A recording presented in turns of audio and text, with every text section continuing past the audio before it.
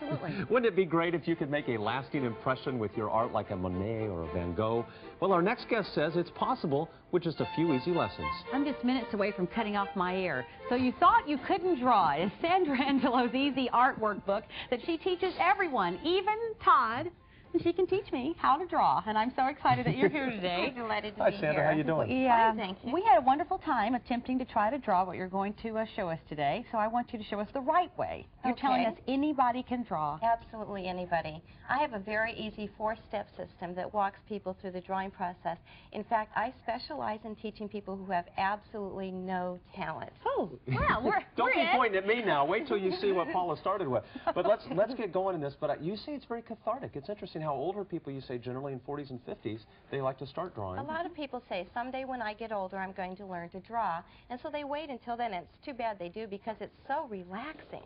Now, you're saying even the famous artists used a graft or a grid, actually, to help them get started. So it's not horrible that we're starting out that way. That's an easy way to do it. Absolutely. Let's start with the 4-step. Okay. And you're saying, see, there's Leonardo da Vinci, and he used a grid. Right, and so did Degas and Michelangelo. All the masters learned that way because it traps negative space, and it helps you see things as a collection of jigsaw puzzle pieces instead of thinking eye, ear, nose, things the like whole, that. So you just break it down into component little parts. Tiny shapes. Okay.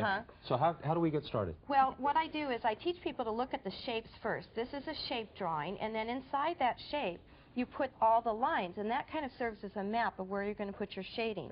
And then you shade inside those lines, and then you put the texture on top. And as we said before, if you put a grid on top, it breaks things up into a collection of positive and negative spaces, so you can start to see things as a collection of shapes instead of thinking it as a cow or an ear. If you just look at that one little square and you just draw what's in there, and then you move it to the next square and you draw the shapes that are inside there, and you keep doing that throughout the entire drawing, you'll be shocked at how great your drawing is. I'm going to be shocked for sure. Okay. How did you learn to get started in this? Because I know this for you also was a system of kind of working things out. Yes, actually I have a fellowship from Rhode Island School of Design, and I was teaching very gifted people for many years. But then I ended up in an adult classroom, and they didn't have a clue, and I had to make it really simple for them. And that's how I developed this system. So from gifted people to us today, exactly. Right? In fact, I've even set it up to where they have a book and a video, and they watch me on the video, and then they draw along in their book. And this is a system we use. Now, you've already started us off here with half of the side. I did that. Oh, you did I did, yeah, earlier this morning. I was in not. Sandra did that. So you put the place I want you both to put your grid square over section number F4. Okay. F, there's F.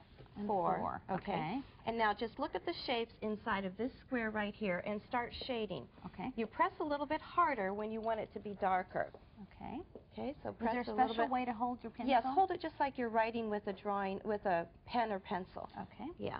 Now, Sandra, you say, you know, I have always been convinced that certain people were born to be artists. You say that's not true, or you just have to learn to use the right side of your brain?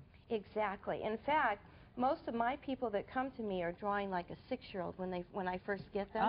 And by the time I'm finished with them, 6 or 8 weeks later, their drawings look like photographs. So this is someone, as you were saying? Yes, absolutely. How old was that person?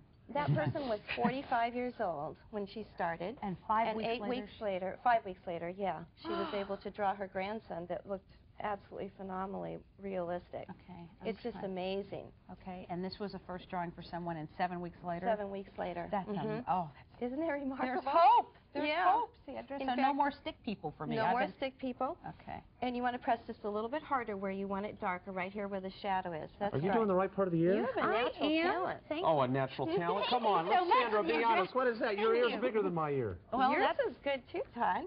Look at that. What is that? What is like he's got half an ear? Well, that's the section I'm supposed to do. Okay, F4. We have some scouts from do you have the a map Louvre outside. We'll what probably be able to sell these at the end. Do you have an eraser? I'm sorry. Here. Sorry. Oh, she's got a battery-operated eraser and just clean up the edges here. Will you take a look at this? A battery-operated eraser. Look at that. Don't you know? Okay, now what's next? Okay.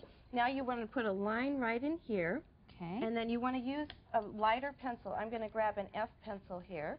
Oh, so the pencils are alphabetized here. Yes, they are. Okay. You want to use different strokes. I was on the G pencil. That could be a problem. No wonder I couldn't do it. That's right. Okay. You have to press a little bit harder with a little bit darker pencil. Okay. And that way you're going to get the hair that's here in this ear. and Okay. spill the hair out the edges. There's something in your cow's ear there. There's a there's a No, my problem with cart, that. it just has a little hair fungus or Okay. something. Well, we'll try to finish this during the break, and we'll show you what how we started on this thing, which was really unbelievable, Sandra. Yes. But we appreciate it. So From we the book, can you learn can this learn. just from the book. Yes, What you do is you watch my hand on the video so that you can see how I make my strokes.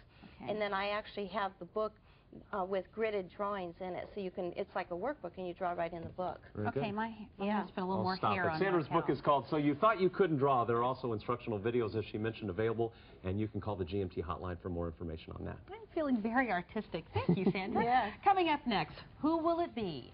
Could you? Okay, here we Tom, you go. want to see the difference in true artwork? Watch this. I want to see Paula's. This is my before. Look at this. Before cow and after cow. Yeah, After yeah. Sandra. Look at that, Yeah, huh? yeah. Huh? Right, watch Yeah, this. looks Watch good. this. This is my before cow. And it looks like lamb chop with mad cow disease. Come is on, what that take a thing- look at my before. Get a camera shot. Hello. They don't want to. Oh, Thank they don't. you. Look at that. Okay, there's my before. There's my after. And here's after I had a little more time to draw. Oh, my goodness. Have a great day, everybody. You did not draw that. We'll see Jimmy you tomorrow. Graham Take drew care. it.